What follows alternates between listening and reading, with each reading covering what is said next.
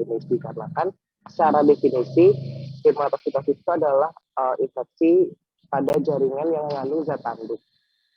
Terus kalian harus tahu di mana epidermis itu dia punya beberapa stratum. Ada stratum basalis, stratum spinosum, granulosum, lucidum, sama corneum. Nah, di gambaran stratum-stratum ini dia itu menggambarkan proses keratinisasi. Di mana proses keratinisasi itu secara normal prosesnya itu 14 hari. Tapi pada keadaan tertentu dia itu bisa sampai 10 atau bahkan lebih cepat proses keratinisasinya. Nah, pada keadaan apa yang prosesnya lebih cepat? Tetap pada keadaan psoriasis sama keadaan infeksi Pinnea corporis ini ataupun dermatositosis. Secara fisiologi atau secara gambaran histologi, di stratum basalis itu ada keratinosit yang muda, di mana nanti semakin ke atas, artinya semakin ke stratum corneum, itu akan semakin tua ataupun semakin mati. Nah, terus dari stratum basalis di sini kan ada keratinosit muda. Terus naik lagi ke spinosum, dia akan semakin tua. Nah, di spinosum ini dia ada proses namanya proses LG. Proses LG itu proses lamellar granul, di mana pada stratum spinosum ini dia akan membentuk yang namanya lipid. Nah, fungsinya apa? Lipid itu nanti akan bergabung dengan keratin yang mati di stratum granulosum membentuk namanya CCE, Conified Cell Envelope. Conified Cell Envelope ini nanti dia akan timbul di stratum corneum, akan naik ke stratum corneum sebagai barrier utama dari kulit. Nah, terus kan tadi di stratum spinosum dia akan membentuk namanya LG kan, LG. Nah, LG ini kan ada menghasilkan lipid yang nanti akhirnya bergabung sama keratin yang mati. Nah, pada stratum granulosum di sini itu akan terjadi proses apoptosis. Proses apoptosis itu proses kematian sel dengan sendirinya tanpa ada kerusakan. Nah, proses apoptosis itu akan menyebabkan keratin itu mati kan. Keratin mati ditambah lipid yang dari spinosum itu akan membentuk namanya CCE. CCE itu Conified Cell Envelope. Nah, ini yang jadi barrier utama di stratum corneum. Nah, di stratum corneum ini adalah keratin-keratin yang mati disertai dengan lipid ya tadi CCE itu. Terus kita masuk ke skin barrier, di mana skin barrier itu nggak cuma physical barrier aja, nggak cuma barrier dari keratin aja, tapi kalau di kulit itu ada microbiome barrier, chemical barrier, physical barrier, sama immune barrier. Microbiome barrier, maksudnya apa? Microbiome barrier ini terdiri dari bakteri komensal, bakteri yang emang sebenarnya itu hidup di kulit. Contohnya apa? Kayak misalnya Staphylococcus epidermidis.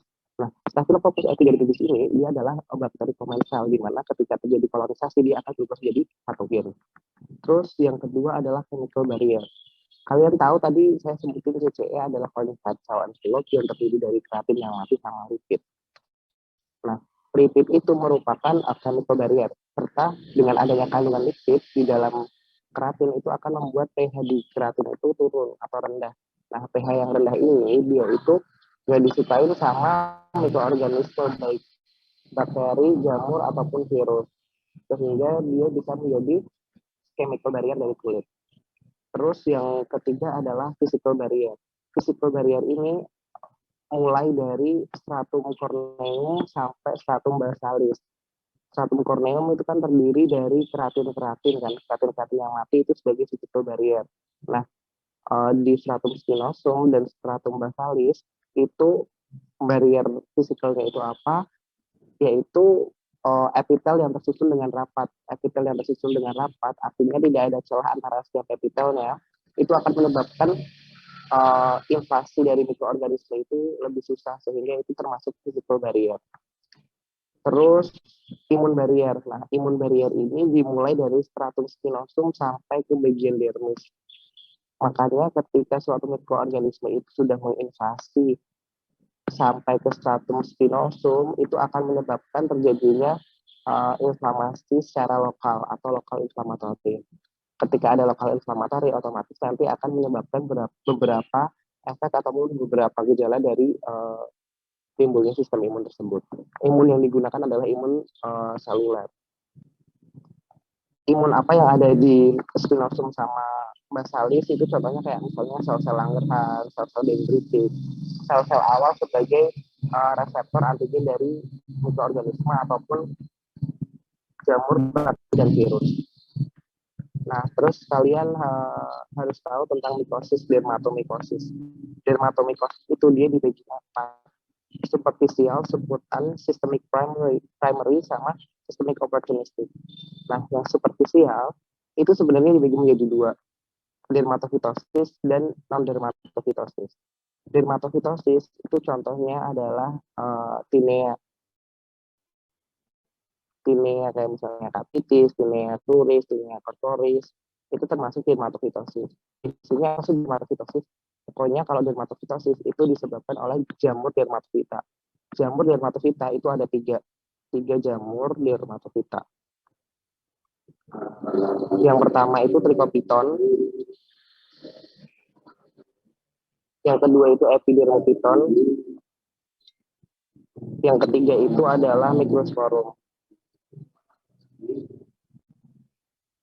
Nah, itu adalah jamur-jamur dermatofita. Jadi selain tiga jamur itu disebut infeksi superficialis non dermatofita. Contohnya apa? Contohnya pityriasis versicolor yang disebut dia purpur.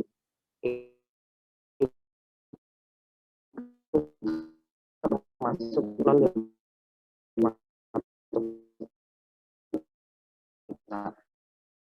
Infeksi dari Candida. Kalau untuk sistemik itu bisa Candidiasis, Aspergillosis, Streptococcus. Nah, systemic opportunistic ini biasanya terjadi pada pasien-pasien dengan imunodefisiensi ataupun dengan DM. Kenapa pasien dengan DM itu sering terinfeksi jamur? Karena jamur itu makanannya gula. Pada orang DM, kadar glukosanya itu tinggi sehingga tubuhnya itu sebagai agar atau sebagai media untuk terjadinya perkembangbiakan jamur. Makanya nanti pada anamnesis itu perlu juga kita menanyakan tentang riwayat penyakit dahulu, apakah dia ada DM, apakah dia ada penyakit imunodefisiensi atau tidak. Dikarenakan ini bisa menjadi salah satu cara untuk meningkatkan diagnosis banding kita, yaitu systemic opportunistic. Nah, secara definisi, dermatofitosis itu kan tadi penyakit pada jaringan yang mengandung zat tanduk, di mana itu seperti stratum corneum, pada epidermis, rambut, dan kuku yang disebabkan oleh jamur dermatofita. Jamur dermatofita itu tadi ada tiga, trichopiton, epidermopiton, sama microsporum. Nah, tinea corporis sendiri itu dia definisinya adalah dermatofitosis pada kulit tubuh yang tidak berambut. Secara epidemiologi, dermatomikosis 52%-nya adalah dermatofitosis. Di Padang itu paling banyak dermatofitosis adalah tinea cruris. Kenapa tinea cruris? Ini virusnya di daerah lipatan, di nitok rural, di daerah bokong, di daerah perut bagian bawah. Itu merupakan kondisi dari tinea cruris. Karena tempat-tempat itu lebih mudah atau lebih cepat lembab sehingga perkembangbiakan media jamurnya itu lebih baik. Jadi jamurnya gampang tumbuh di situ. Terus di sini dikatakan bahwa laki-laki itu dia lebih sering prevalensinya lebih tinggi daripada perempuan. Ini berkaitan dengan produktivitas sama higienitas. Di sini sering dikatakan bahwa laki-laki itu memiliki produktivitas ataupun kegiatan di luar rumah yang menimbulkan keringat yang lebih banyak. Contoh pekerja yang keras, seperti tukang atau petani, itu kan dia kebanyakan laki-laki. Nah, itu disangkut pautkan dengan prevalensi tinea corporis yang tinggi. Lalu selain produktivitas itu harus diikuti dengan higienitas. Ketika produktivitasnya tinggi tapi dia higienitasnya juga tinggi, otomatis faktor resikonya itu juga akan rendah. Tapi kalau misalnya produktivitasnya tinggi disertai dengan higienitas yang rendah, itu akan menyebabkan perkembangbiakan jamur itu otomatis akan lebih cepat ataupun lebih mudah. Nah, kan ketika dia produktivitasnya tinggi, produksi keringatnya banyak, higienitasnya kurang, tubuh kita menjadi lembab sebagai media pertumbuhan dari jamur. Umur 16 sampai umur 25 tahun juga ini berkaitan dengan produktivitas, di mana pada usia segini itu biasanya anak-anak itu masih explore dunianya, masih ingin tahu dunia luarnya. Jadi sehingga dikaitkan dengan produktivitas yang tinggi dan produktivitas yang tinggi juga. Nah, ini secara etiologi, di mana secara etiologi dibagi menjadi tiga, Mycosporum, Epidermophyton, Trichophyton. Ini adalah jamur-jamur dermatofita. Nah, di sini kalian bisa lihat warna biru ini adalah pewarnaan LPCB.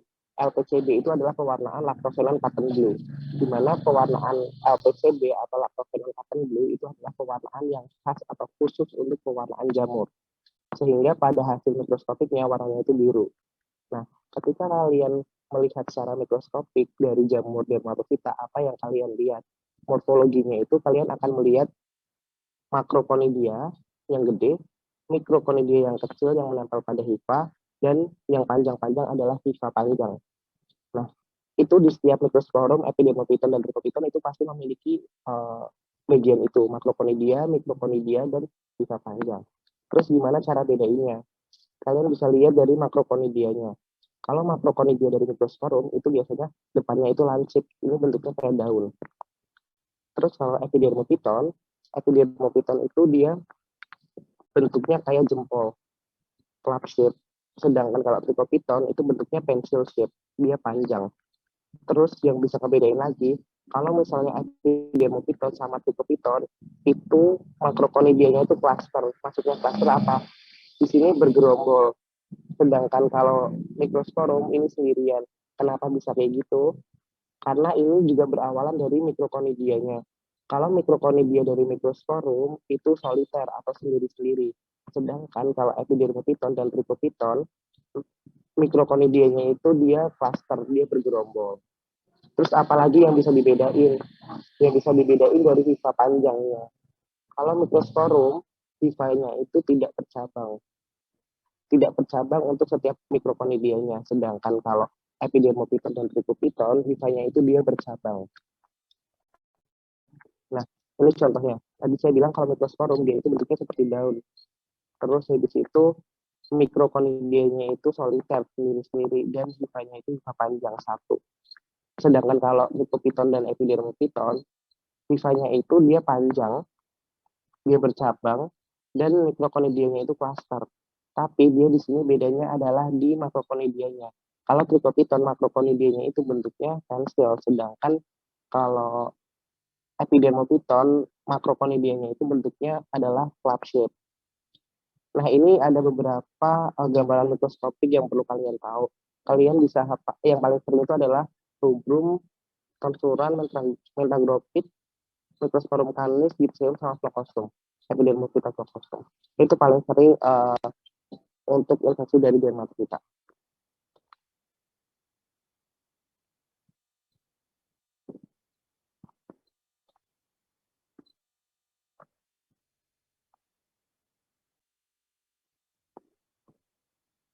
Lalu untuk klasifikasi, di sini klasifikasinya dibagi menjadi 6. Klasifikasinya ini dia berdasarkan dari predileksinya. Contoh tinea berarti predileksinya dia itu ada di kulit rambut dan kepala. Tinea barbae di dagu dan di jenggot. Tinea cruris di genitoklural, anus, blokkom, lasita pubis. Lalu di tinea pedis dan manus itu dia kaki dan tangan. Kalau tinea unguum itu jari, intinya di jari-jari. Sedangkan kalau tinea corporis di seluruh tubuh kecuali dari 5 klasifikasi sebelumnya. Jadi kecuali di kepala, di dagu jenggot, di genitoklural, di kaki tangan, sama di kuku jari. Itu tinea corporis. Lalu secara patogenesis itu bisa melalui antrofilik, zoofilik, ataupun zoofilik. Jadi penularannya itu dia melalui direct kontak ataupun indirect. Maksudnya indirect itu melalui benda-benda yang kayak misalnya handuk yang digunakan bersamaan, itu bisa menyebabkan penularan dari tinea corporis ataupun dermatofitosis. Terus maksudnya ini apa? Antrofilik, zoofilik, sama biofilik. Kalau misalnya antrofilik itu penularannya melalui manusia ke manusia. Sedangkan kalau zoofilik itu penularannya dari hewan ke manusia. Sedangkan kalau biofilik itu penularannya itu dari tanah ke manusia. Nah, Ini secara patogenesis ataupun patofisiologi.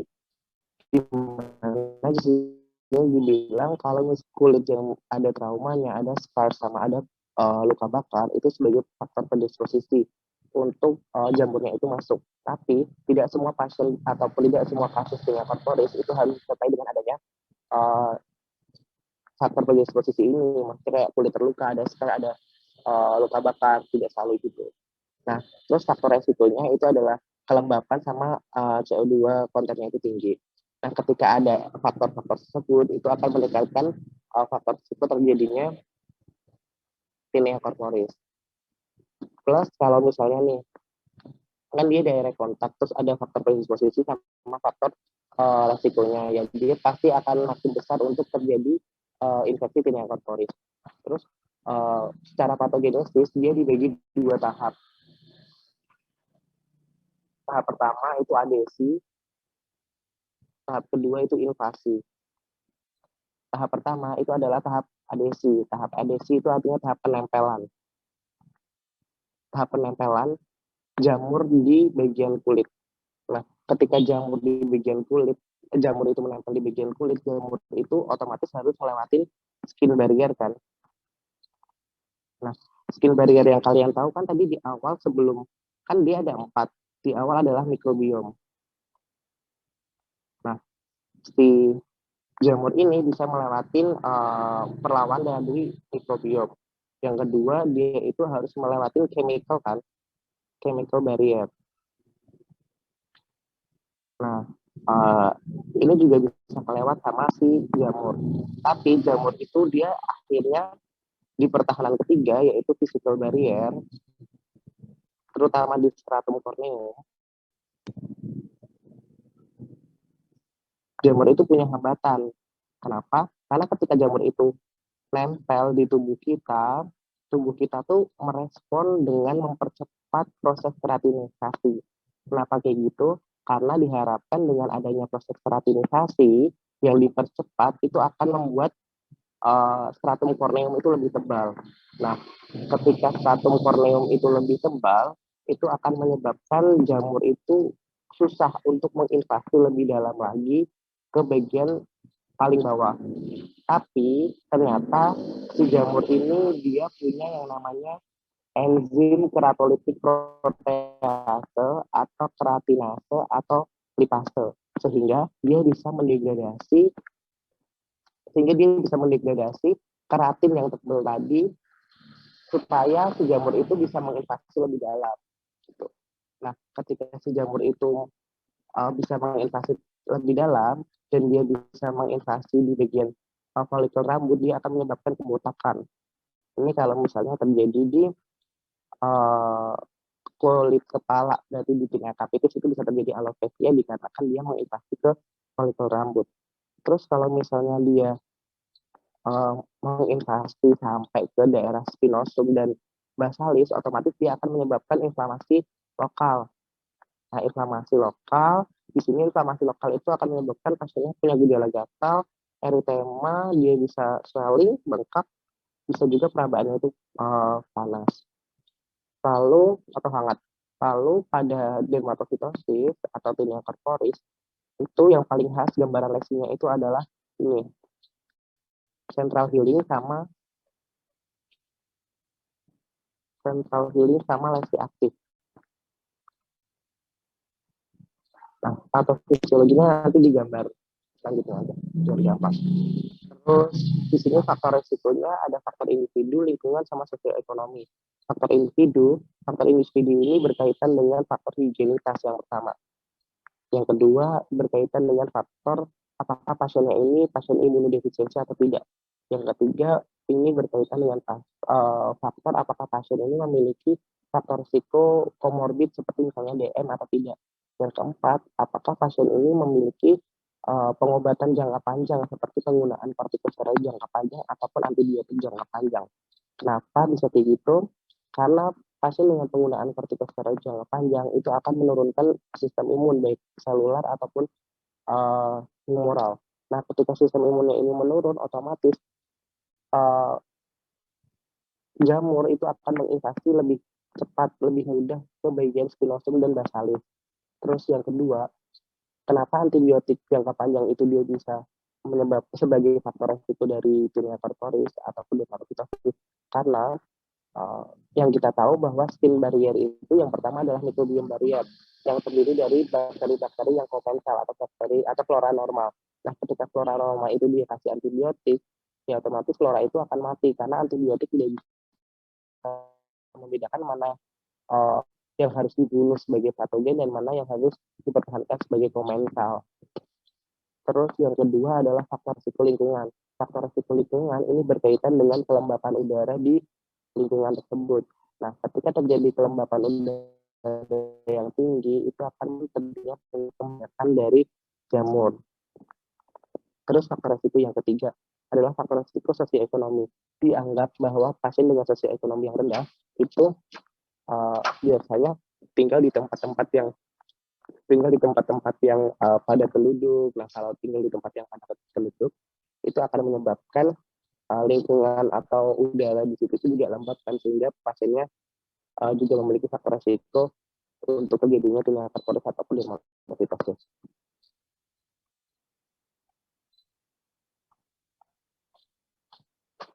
Terus diagnosisnya itu bisa dari anamnesis, pemeriksaan penunjang. Dari anamnesis, pasiennya itu biasanya ngerasain ada gatal, ada bercak merah kehitaman. Tapi paling sering adalah pasiennya merasakan gatal.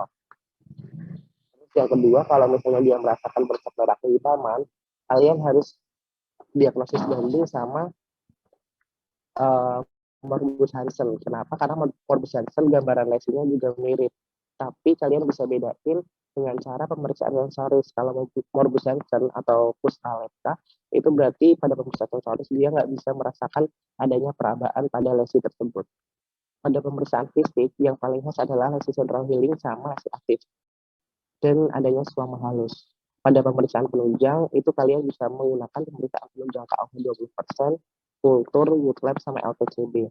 Nah, LPCB tadi kan ultraviolet blue itu adalah pewarnaan yang khusus untuk jamur.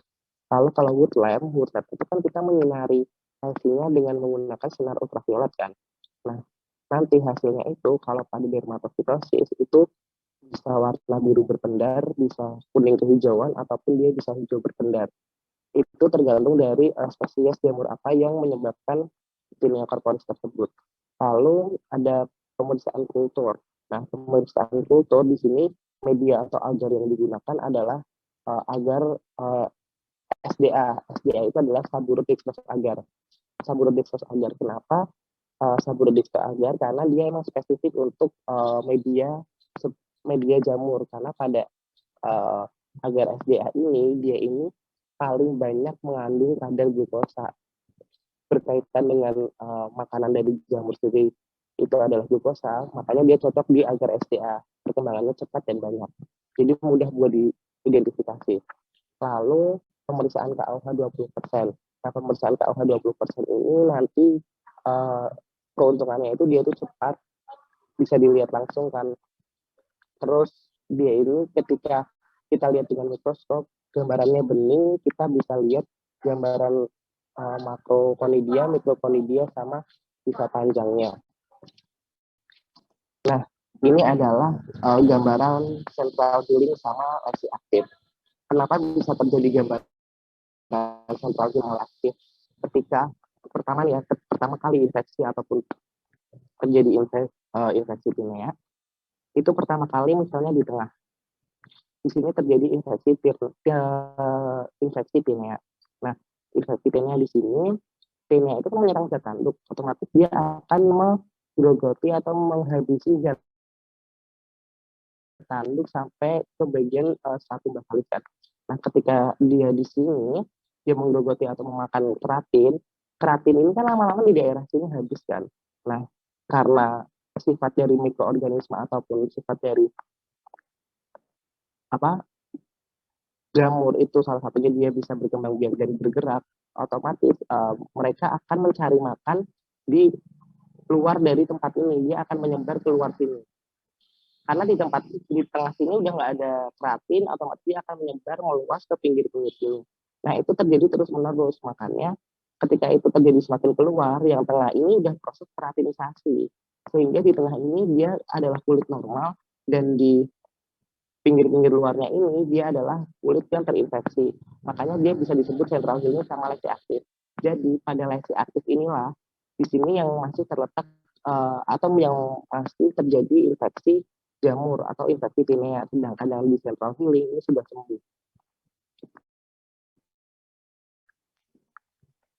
Karenanya itu bisa medikamentosa non medikamentosa.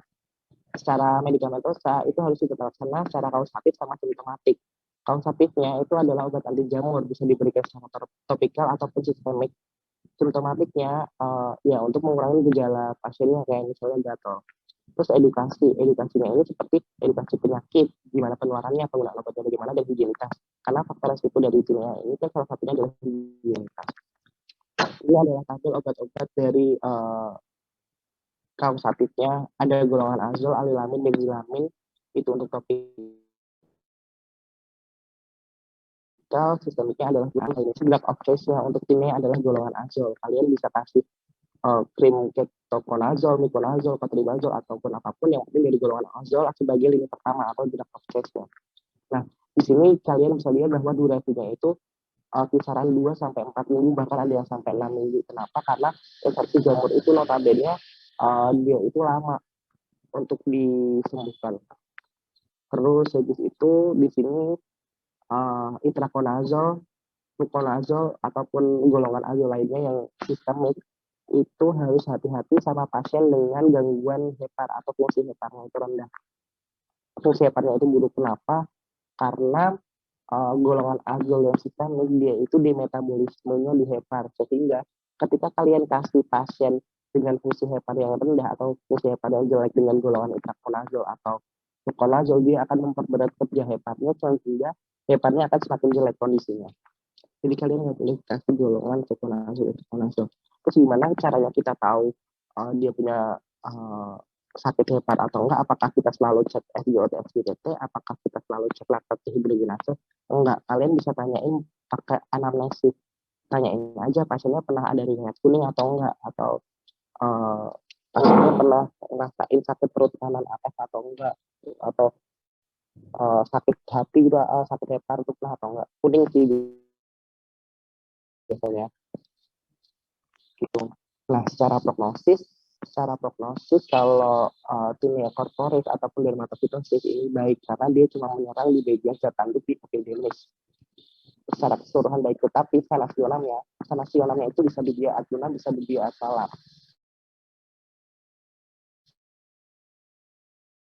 Kapan kita patut dibilang di pasien faktor resiko yang dapat diubah, contohnya kayak misal higienitas itu masih dia adjuna. Tapi ketika pasien itu memiliki komorbid seperti imunodefisiensi ataupun pasien dengan DM, pasien dengan kanker, itu sanasionalnya dia malam karena itu sulit untuk diubah. Ada yang mau ditanyain dulu nggak di sini tentang materi tinea corporis sebelum kita masuk ke kasus ya?